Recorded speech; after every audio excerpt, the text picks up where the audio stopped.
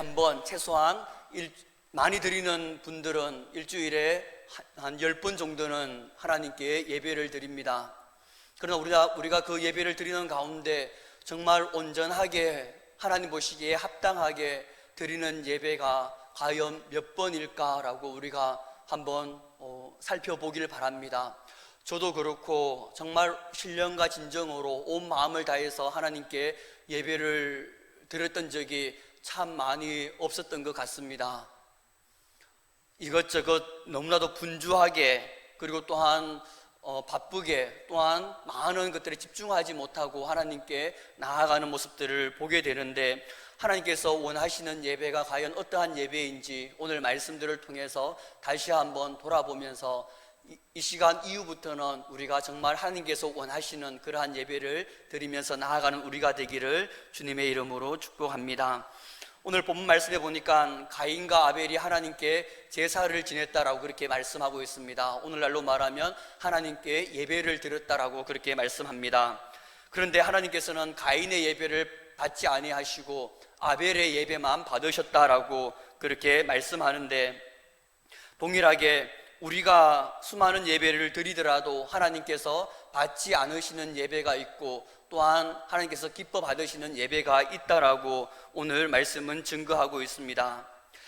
하나님께서 받지 않으시는 예배라고 한다면 우리가 하루에 10번을 드리든 수백 번을 드리든 그것은 아무런 소용이 없고, 그것은 또한 헛된 예배일 뿐인 것입니다.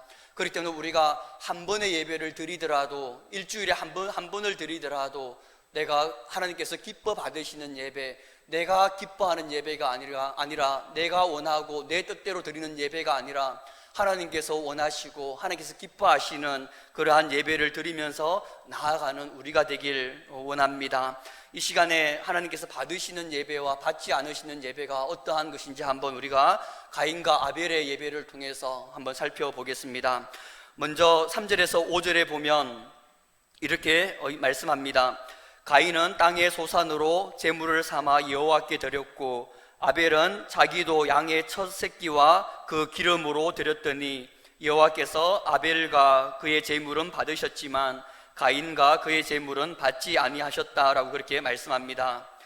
이 말씀을 가지고 어떤 사람은 양의 첫 새끼를 드렸기 때문에 아벨의 제사를 받으셨고, 그리고 가인은 땅의 첫 소산물을 드리지 않았기 때문에, 첫 소산이라는 그러한 얘기가 없기 때문에 가인의 예배를 받지 않았다라고 그렇게 이야기를 하면서 첫 열매에 대해서 강조하는 사람이 있습니다.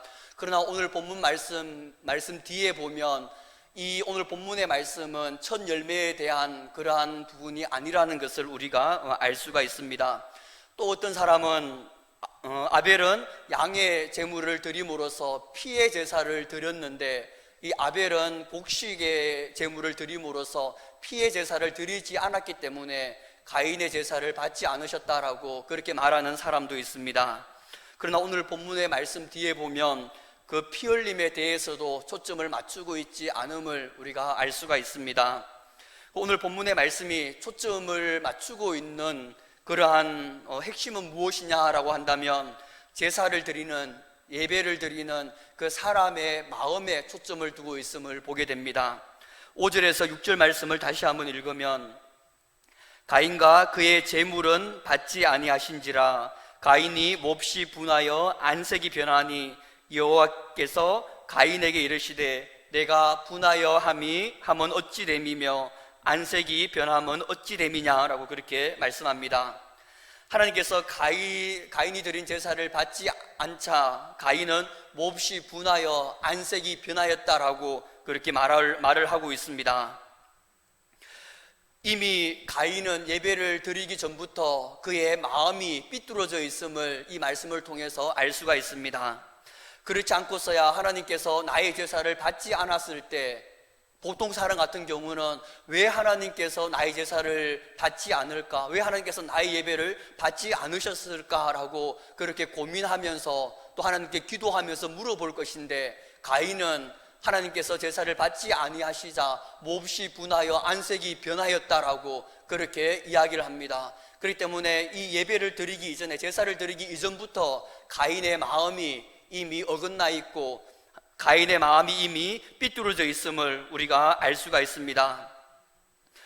그래서 하나님께 화를 내고 또 불평불만하는 그러한 모습을 우리가 보게 되는데, 하나님은 이미 예배를 드리는, 제사를 드리는 이 가인의 마음이 온전하지 않았기 때문에 가인의 제사를, 예물을 받지 않으셨음을 우리가 알 수가 있습니다. 이러한 상황을 통해서 우리가 알 수 있는 것은, 하나님은 우리의 겉모습을 보지 않고, 우리가 흔히 다 잘 알고 있듯이 하나님은 우리 마음 중심을 보시는 그러한 하나님이심을 알 수 있습니다.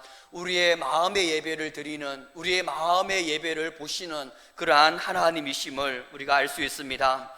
그러므로 예배 시간에 나오는 것이 중요한 것이 아니라 우리가 어떠한 마음으로 나왔느냐, 이게 훨씬 더 중요하고, 이 마음에 따라서 하나님께서 우리의 예배를 받느냐 받지 않느냐, 그게 갈려지게 되는 것입니다.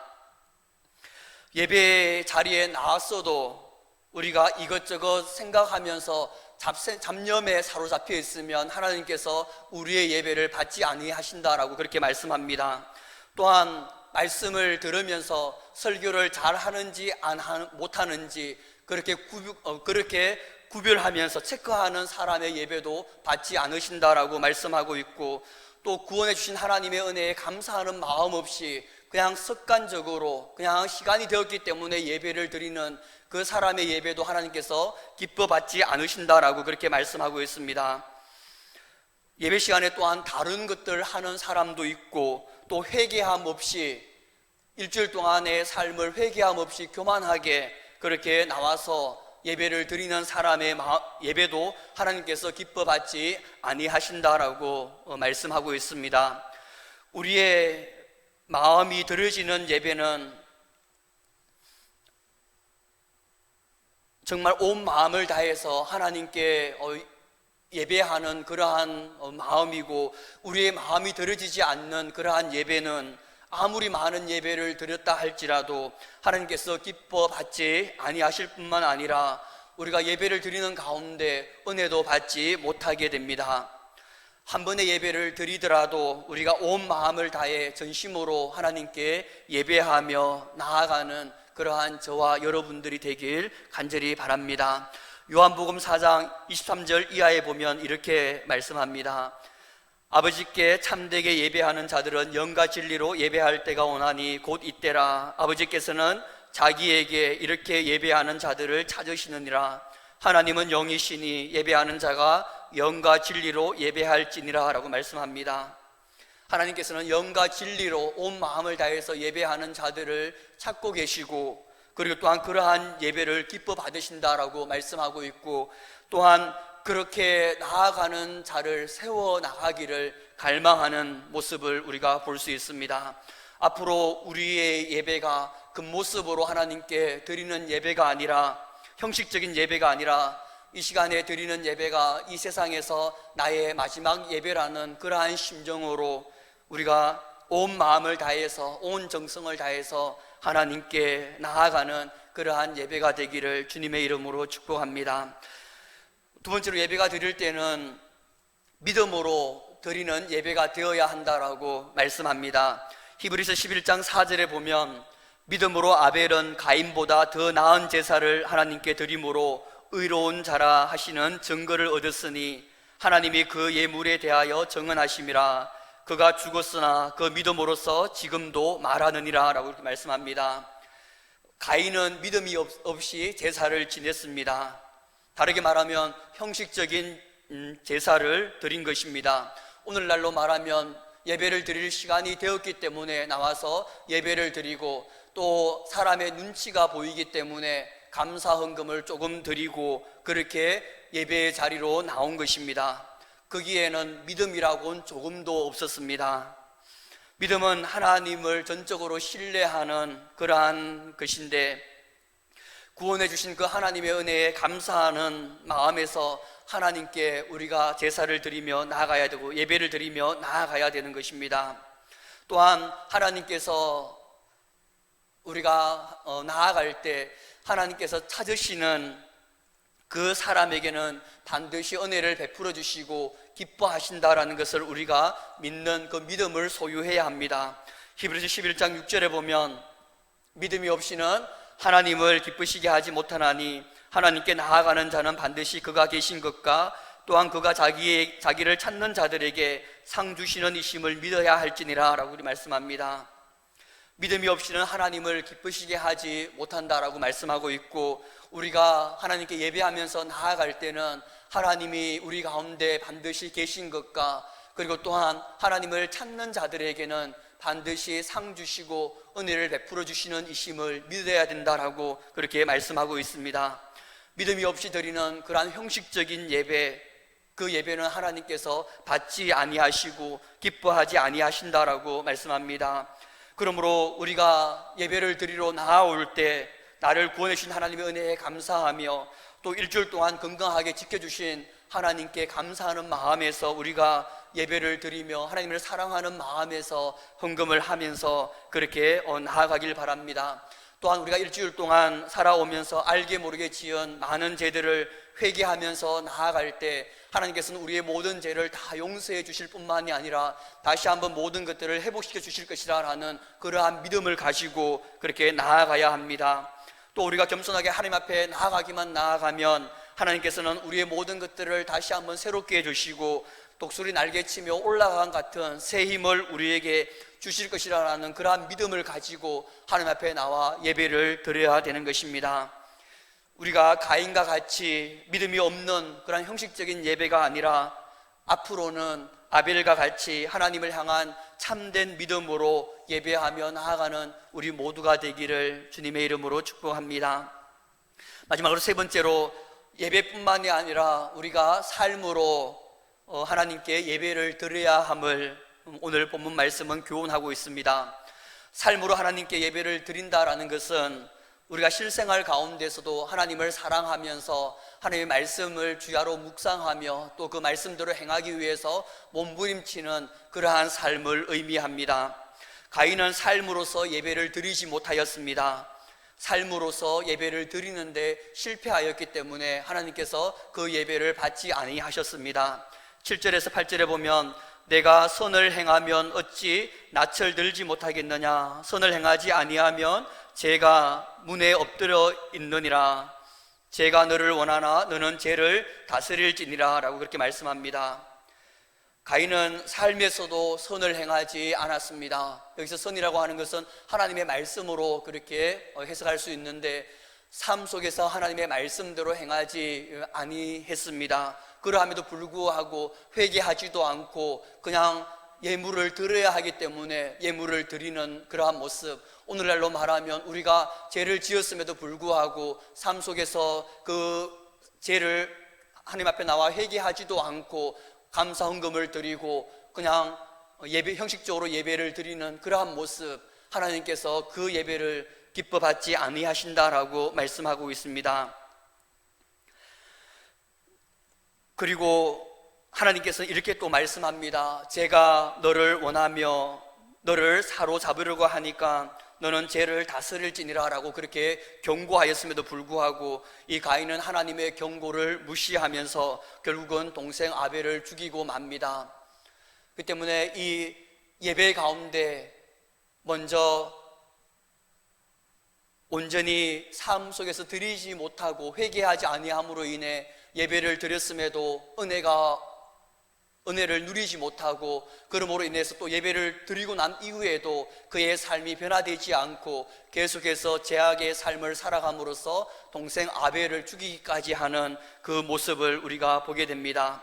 가인은 예배를 드리기 전에도 그렇고 예배를 드리고 난 이후에도 그렇고 삶으로서 하나님께 온전히 나아가지 못하였음을 보게 됩니다. 그렇기 때문에 하나님께서는 가인의 예물, 가인의 예배를 받지 아니하셨던 것입니다. 가인을 통해서 우리에게 주는 교훈은 예배를 드리기 전에 우리의 삶이 선을 행하는 삶이 되어야 한다라는 것입니다.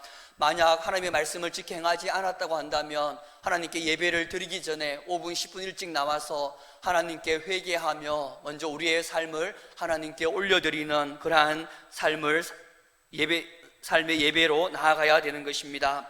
그래야만 우리가 예배 가운데 하나님의 긍휼하심과 하나님의 은혜를 누릴 수가 있고, 그 하나님의 은혜로 말미암아 내가 이 예배 그 이후부터는 새로운 은혜로, 새로운 마음으로 그렇게 하나님의 뜻에 합당하게 나아갈 수 있는 것입니다.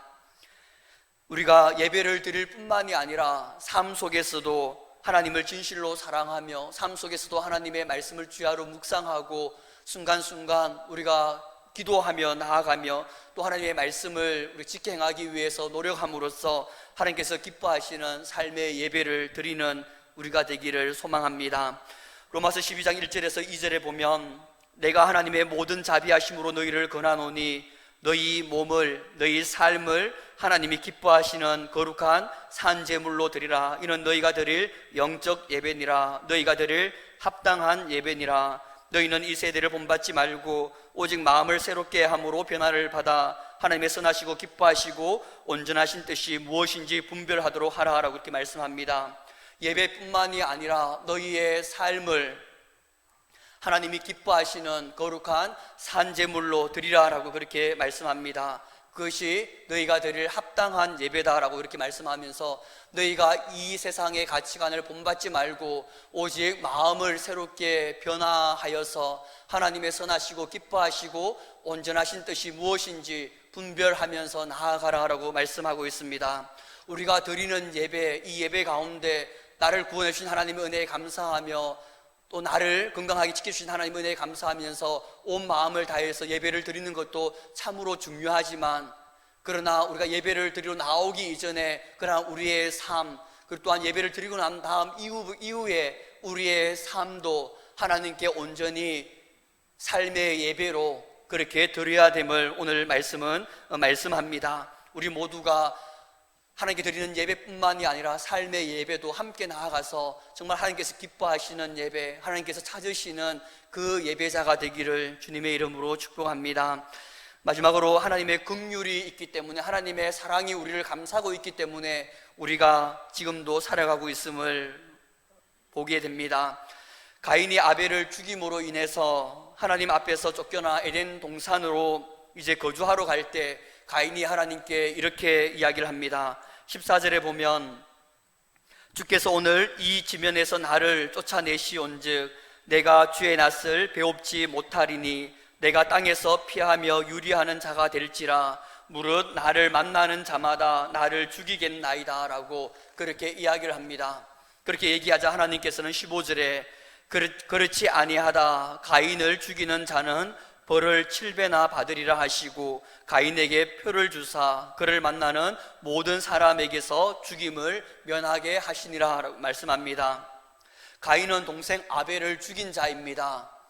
이 아벨로 치면 정말 하나님의 말씀을 지켜 행하고 정말 하나님 보시기에 합당하게 행하는 그러한 의인 중에 의인이었는데, 이 악한 가인이 아벨까지, 의로운 자 아벨까지 죽였음에도 불구하고 하나님은 이 가인이 이야기를 하자 가인이 죽지 않도록 표를 주면서 그를 보호하는 모습을 보게 됩니다. 인간적으로 봤을 때는 도저히 이해할 수 없는 그러한 이 내용이지만, 하나님께서 그토록 우리를 그렇게 사랑하시는 그러한 모습을 우리가 이 말씀을 통해서 알 수가 있습니다. 우리의 모든 많은 죄를 지었지만 그 모든 죄들을 우리가 회개하기만 회개하면 다시 다 용서해 주시고, 다시 한번 하나님의 의로운 자라고 하나님의 신실한 제자라고 하나님의 사랑스러운 자녀라고 우리를 다시 한번 회복시켜 주시고, 다시 한번 우리 하나님께서 많은 은혜를 부어주시는 바로 그러한 모습이 오늘 가인에게 하시는 그러한 행동과 동일한 것입니다.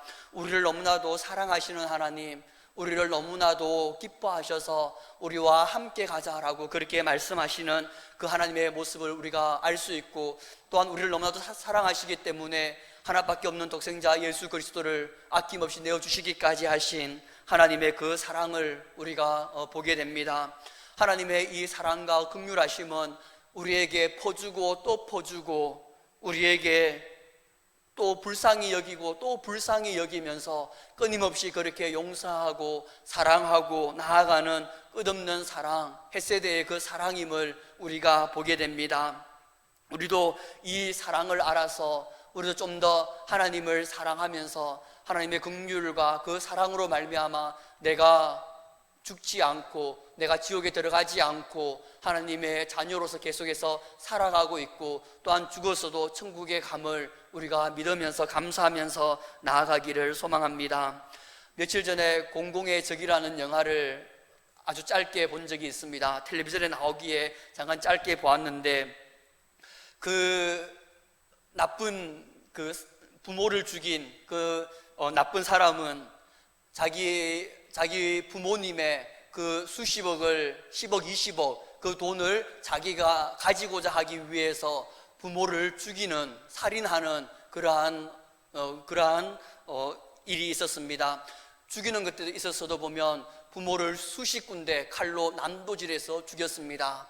그런데 그 어머니는 자기가 죽으면서도 그 아들이 칼로 자신을 찌를 때 잘못해서 손톱이 살짝 떨어져서 나왔는데 그 땅바닥에 떨어진 손톱을 보면서 이 아들이 살인자로 그렇게 하면 안 되기 때문에 그 손톱을 자기 입에 삼키면서 그렇게 죽는 그러한 이야기를 들었습니다.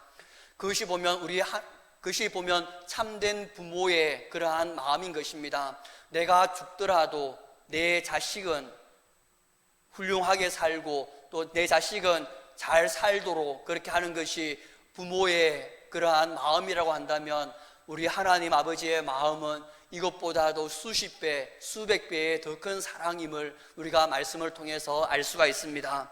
하나밖에 없는 아들을 우리를 위해서 죽이기까지 내어버려 두신 그 하나님의 사랑, 우리가 그것들을 알면서 우리가 좀 더 하나님을 사랑하고 좀 더 하나님께 온전한 예배, 삶의 온전한 예배를 드림으로써 하나님께서 기뻐하시는 그러한 삶을 살아가길 원하고 또 하나님께 찾으시는 그 한 사람이 되어서 우리 한 사람 한 사람을 통해서 하나님의 영광과 하나님의 나라가 이 땅 가운데 충만하게 이루어지는 그러한 삶을 살아가기를 주님의 이름으로 축복합니다.